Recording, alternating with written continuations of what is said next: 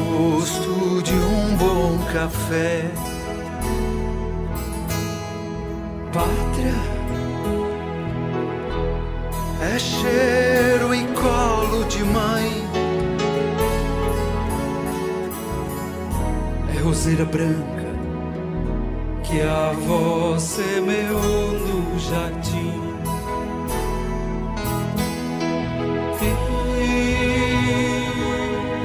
Se o mundo é grande demais, sou carro de boi, sou canção e paz, sou montanha entre a terra e o céu, sou Minas Gerais, sou Minas Gerais, são águas, montanhas e um fogão a lenha, a cerâmica e o canto do Jequitinhonha. São igrejas, são minas, é o Barroco, é Ouro Preto, e a Maria Fumaça é da Trembão Mineiro. Diamantina, Caraça, Gruta de Maquiné, Cascadanta caindo, Congonhas do Campo, São João del Rei, Sabará, Tiradentes, Igrejinha da Pampulha, minha Belo Horizonte. Se o mundo é grande demais, sou carro de boi, sou canção e paz.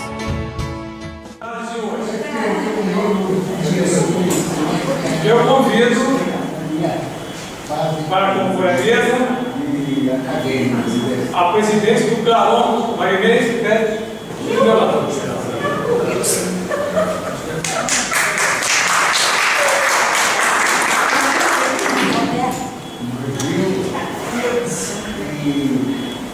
A convidação da vocês dois, a nossa cadeira cativa, a nossa palestrante de hoje, Márcia Peçanha, aqui está. Sou o caminho entre a terra e o céu, sou Minas Gerais. Falar sobre Cecília Meirelles é sempre um campo para mim, até porque todas as incursões literárias que eu fiz, eu devo muito a Cecília Meirelles. Eu entrei aqui dentro da academia porque um dia eu fui fazer uma palestra, estava falando de Heloísa, e eu falava sobre Cecília Meirelles. Ela falava sobre Heloísa. Depois o Pimentel também. E lá no Rio, na Guanabara também, eu fiz uma palestra sobre Cecília Meirelles, quer dizer, temas diferentes. E aí também fui convidada para ficar na Guanabara, eu fiquei até presidente da Guanabara. Então a Cecília Meirelles sempre me aproximou assim, de várias coisas. Depois Noela, os clubes também. E aí, como nesse mês, né, de abril, nós temos a comemoração, rememorado, dia 21 de abril, né, que foi a data, né, marcada aí de Tiradentes.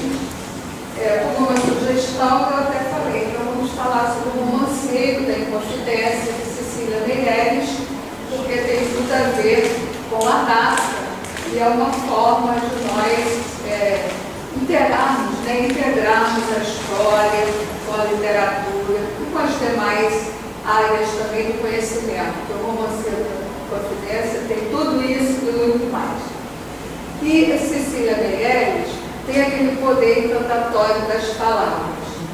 E uma das palavras assim, que nós vamos trabalhar o tempo todo no romanceiro é a palavra liberdade. Né? Então, temos até uns versos de Cecília Meirelles em que ela diz: liberdade, essa palavra, que o sonho humano alimenta, que não há ninguém que explique e ninguém que não entenda. Então, eu acho que está muito atual, inclusive, a história do romanceiro, com todas as reflexões que a Cecília Meirelles nos traz. Bom, Qual foi a origem do romanceiro? Cecília Meirelles foi, enquanto jornalista, fazer uma reportagem em Ouro Preto, que era antiga Vila Rica, justamente na Semana Santa. E quando ela estava lá na Semana Santa, acompanhando aquela procissão, ela começa a reviver tudo aquilo que havia acontecido, muitos anos atrás, há quase 2 séculos, sobre a Inconfidência Mineira. Então ela olha para as paredes, ela olha para as casas, ela olha para tudo, e ela vai, assim, tudo aquilo vai entrando nela espiritualmente, e ela se sente assim, fazendo parte daquela procissão. E ela vai dizer assim: na procissão dos vivos caminhava uma procissão de fantasmas. E um apelo irresistível atraía Cecília Meirelles. As pedras, as grades da cadeia, tudo contava sua história. A casa de Cláudio Manuel da Costa ressoava de suspiros de Elise. Pro lado do Dirceu, a Marília do Dirceu, ela olhava para a janela, via as moças, e ela se lembrava das donzelas de outrora. Então havia todo um apelo, todo um chamamento. E assim, ela diz, aquela Semana Santa foi o que ela acompanhou ao longo daquelas ruas pedregosas, como se fosse a própria subida ao Calvário. Porque nós temos as estações da Via Sacra. E ela, acompanhando a procissão, ela ia também fazendo essa transposição para a caminhada do Tiradentes para a Forca. E ela diz, e na verdade, aquela foi a última Semana Santa dos Inconfidentes, a do ano de 1789. Então ela já fez aí a junção, do próprio Calvário, do Cristo, e da Semana Santa aqui do Tiradentes. Então tem os exemplos que eu vou mostrar aqui, por exemplo, na página 41, para mostrar esse apelo que ela sente por tudo isso, quando ela diz: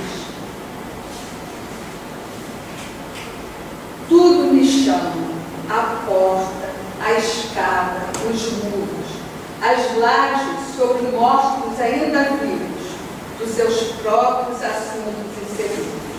Assim viveram chefes e cativos, um dia, neste campo entrelaçados, na mesma dor que médicos e altivos, e assim me acenam, por todos os lados, porque a voz que tiveram ficou presa na sentença dos homens e dos fatos.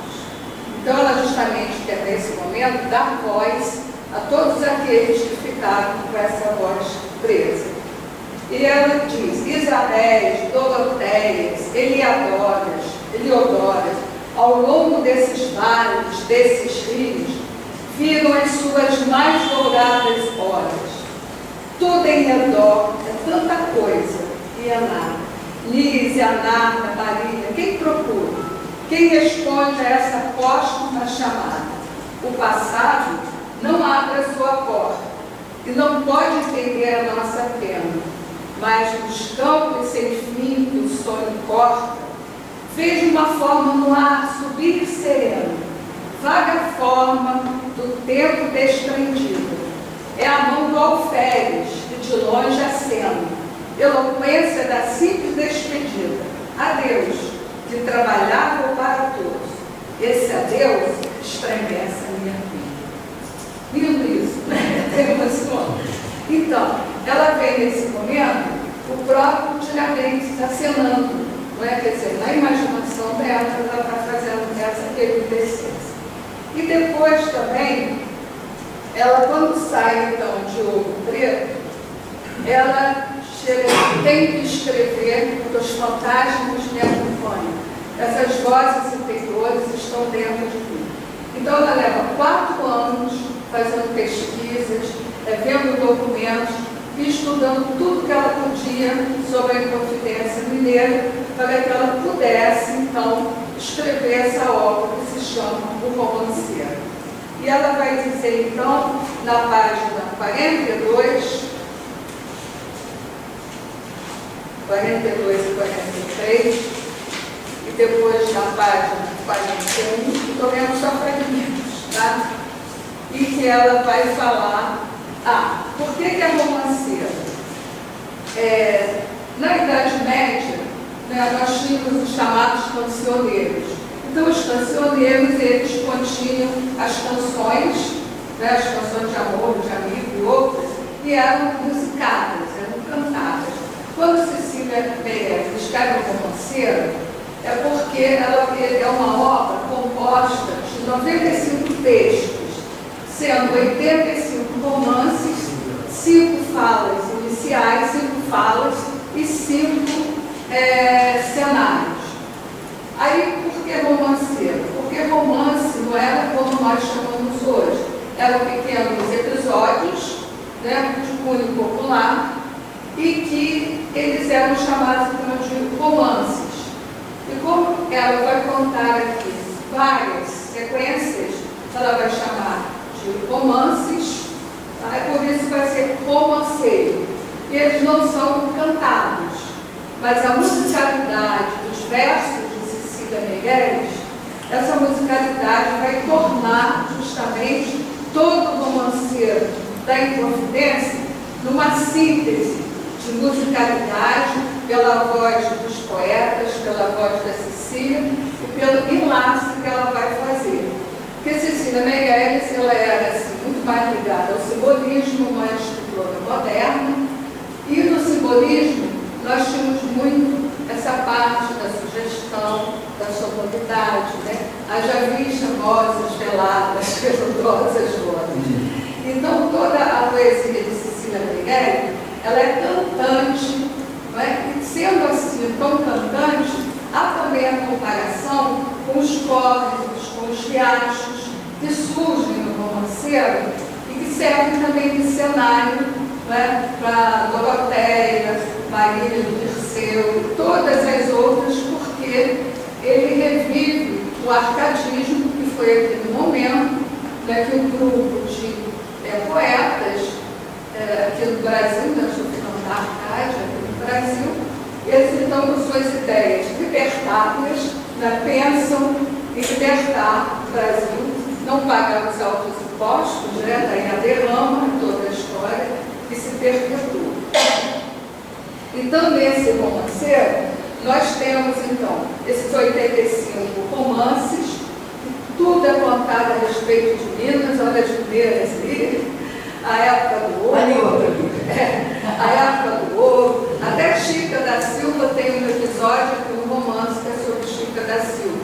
Então, cada poeta também que é apresentado aqui tem um romance, tá, no episódio que fala sobre ele, sobre seu amor, sobre sua vida.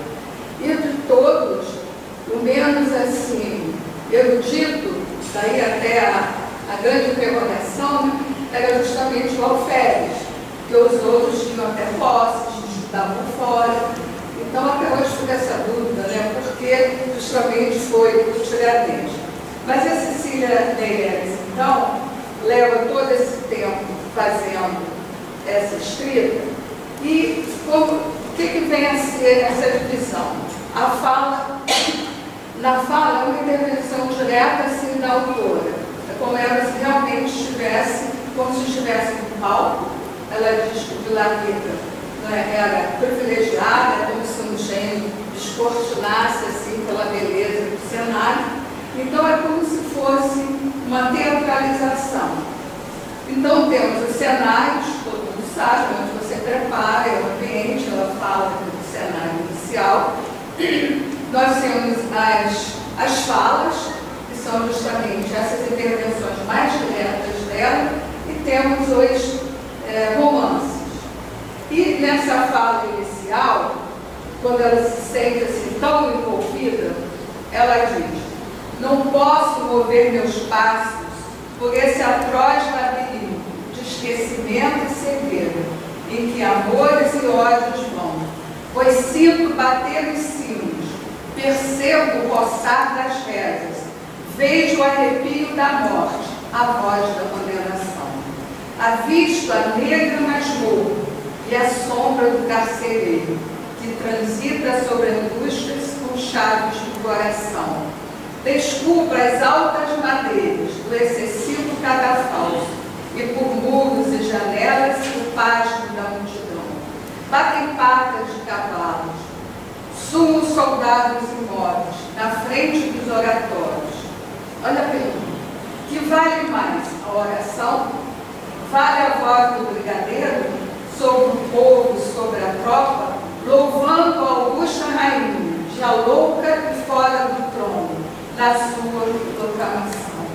Ó meio-dia confuso, ó 21 de abril sinistro, que intrigas de ouro e sonhos houve na tua formação? Quem ordena, julga e pune? Quem é culpado e inocente? Na mesma cova do tempo cai o castigo e o perdão. Morre a tinta das sentenças e o sangue dos enforcados.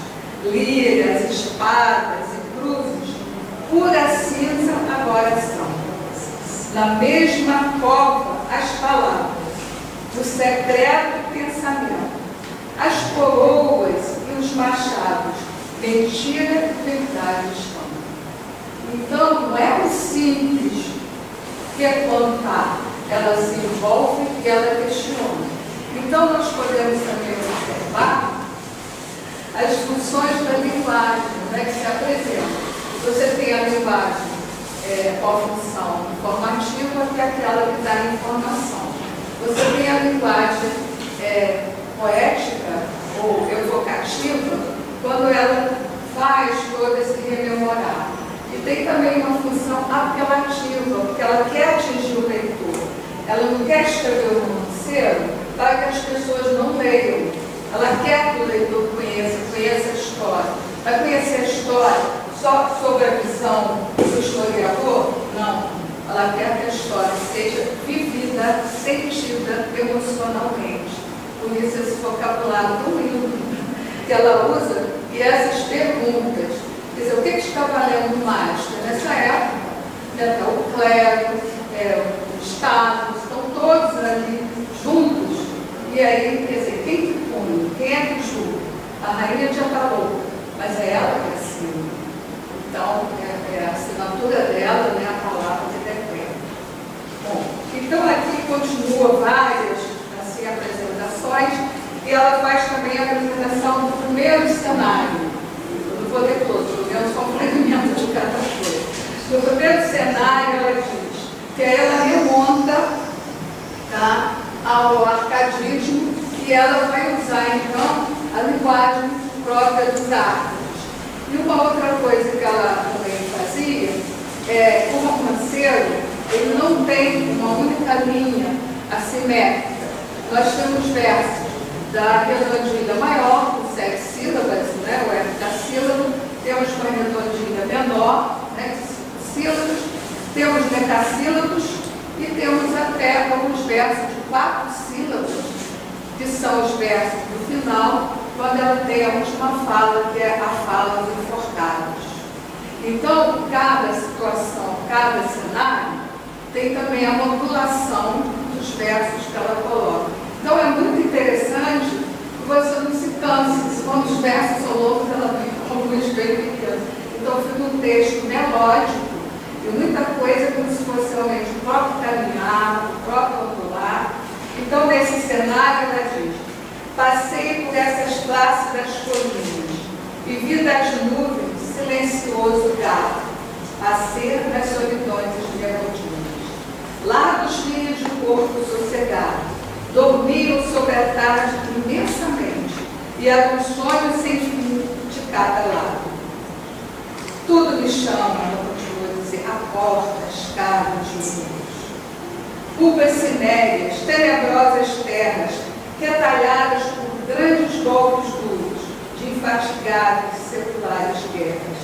Escuta os alicerces do passado, tingiu de incêndio a voz dessas ruínas, de muro de ouro em fogo evaporado. E ela continua, como se estivesse descrevendo esse cenário, por onde o passo da ambição rugia, por onde se arrastava, espartejado, um mártir sem direito de agonia.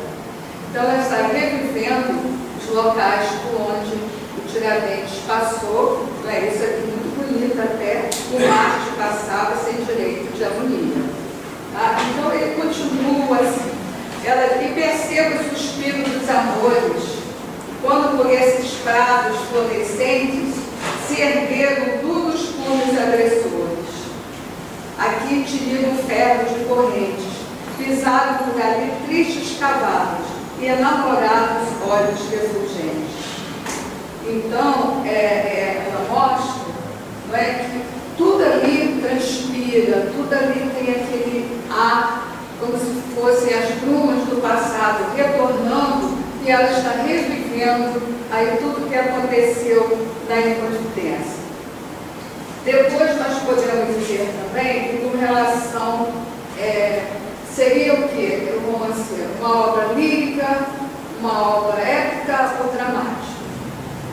Se nós formos ler Emile Stein, os conceitos fundamentais poéticos, nós temos três principais gêneros: o lírico, o épico e o dramático. O lírico é aquele que traz o subjetivismo, o recordar, o sentimentalismo assim, bem aguçado, até a palavra recordar vem de cor, de volta ao coração. E é isso que ela tenta fazer. Então, é bastante lírica, até pela forma que essa se escreve. Nós temos aqui alguns elementos do épico, porque está contando, né, toda a saga de um herói, de um mártir, dependendo do ponto de vista. Ele foi um mártir, foi um herói, mas dependendo do governo da época, ele foi um traidor. Lá então vai muito da visão, do lado que você vê essa verdade. Então, nesse sentido, então, em que ela vê, né, todas essas coisas, eu agora pouquinho, nós temos então esse lado do épico, né, porque esse reviver, quer dizer, toda uma história de luta que tem um herói. O épico geralmente é uma história que tem um herói. Em geral, os heróis, né, da tradição, eles eram sempre vencedores. Aqui no caso, né, o Tiradentes vai ser enforcado.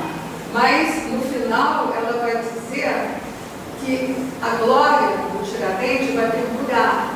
Enquanto os traidores e dos outros, essa glória, ela se acabou. Quem vai ficar cantado, glorificado, principalmente através do romanceiro, vai ser o Tiradentes. Então, ele é esse herói que é sublevado. Bom, e com relação ao dramático, né? O que é o dramático? O dramático, que realmente são os conflitos. Aqui você tem o amor, o ódio, a cobiça. Você tem o amor, o ódio, a cobiça, a luxúria, né? Você tem tudo isso acontecendo. Todos os sentimentos humanos, eles estão presentes aqui. Todos esses sentimentos humanos estão presentes nesse romance, do romanceiro da inconfidência. E aí também nós temos aquela visão, que é aquela visão maniqueísta, do bem e do mal, que aparece. Então o ouro, que era a grande riqueza da época, que fez com que tudo lá, quer dizer, a cidade era chamada, ela chamava antes de ouro, a cidade do ouro, e depois ela vai ficando ouro podre, e vai ser quando vem a decadência, tudo bem. Então o ouro é como esse filão, né? Como que proporcionou tudo isso. E justamente esse ouro, ele vai acarretar uma mudança em Vila Rica. Por quê? Muitas pessoas se mudam para lá, aí nós temos os escravos lá, tudo isso ela descreve. Os escravos lá, né, nos garimpos, pegando ouro, e ao mesmo tempo as contradições que surgem, praticamente naquela época, havia assaltos, as pessoas assaltando quem estava carregando o ouro. E toda uma vida assim que corria paralela, né? Quer dizer, de um lado os escravos lá trabalhando, e do outro lado aquela opulência. A igreja tinha um papel também assim, importante na época. Então tudo isso ela relata, só que dessa forma assim, muito poética e muito suave. E é também, como eu disse, tem esse aspecto assim, dramático. Nós temos cenário, né? Nós temos as personagens que estão aqui presentes, nós temos o enredo, né? A trama toda, até pelos romances, né? Os pequenos romances, e todos eles aí fazem parte, então, disso que é chamado do romanceiro da Inconfidência. Então, por isso nós podemos dizer que esse texto tem o lírico, né, o style, tem o épico e tem o dramático. Então, é uma obra que tem realmente uma imensidão, assim, também, se nós podemos dizer, de interpretações. E serve também para que nós possamos estudar não só a parte literária, a história está presente aqui, até para entender bem o romanceiro, quem conhece bem a história, tudo é descrito aqui nesse livro dos 85 romances. Você pode trabalhar com geografia, tá? Porque todo o contexto, né, da época, o Rio, a cidade, a parte econômica, o contexto cultural